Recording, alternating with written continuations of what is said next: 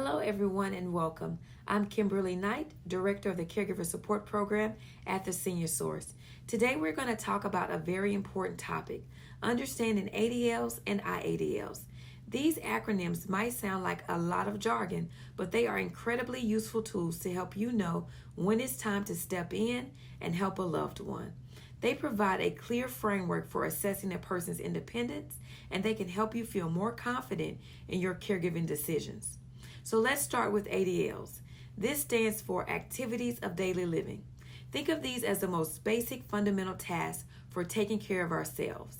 They are the things we often do without even thinking about them every single day. There are 6 core ADLs. 1. Bathing and personal hygiene. This includes showering, grooming, and washing your hair. Number 2. Dressing.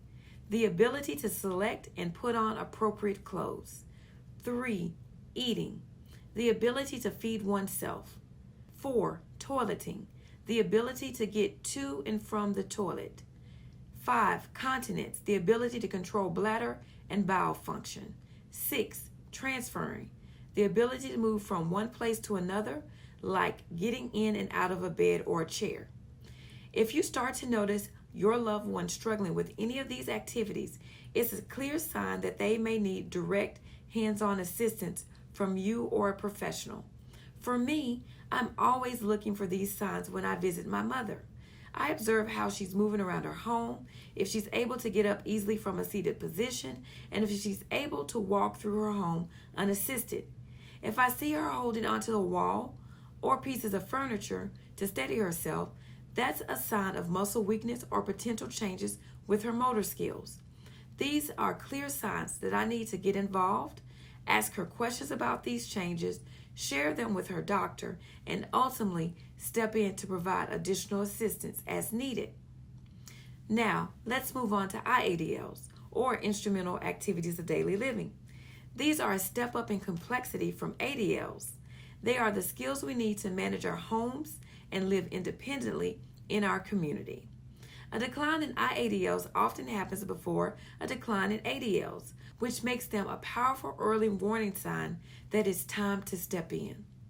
The IADLs include things like managing finances, which include paying bills on time, managing a budget, and handling banking. Shopping, the ability to shop for groceries and other necessities.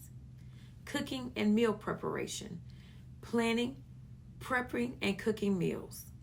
Housekeeping and laundry, keeping the home clean and doing laundry. Managing, transportation, the ability to drive safely or navigate public transportation. Managing medication, remembering to take the correct medication at the right time and refilling prescriptions. Using the telephone, being able to make and receive calls. A decline in these areas can be a gentle nudge that help is needed.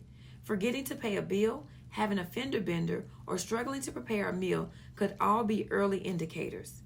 So why is this important for you as a caregiver? ADLs and IADLs give you a clear, objective framework instead of just having a vague feeling that something is wrong. You can use these lists to help you notice specific changes.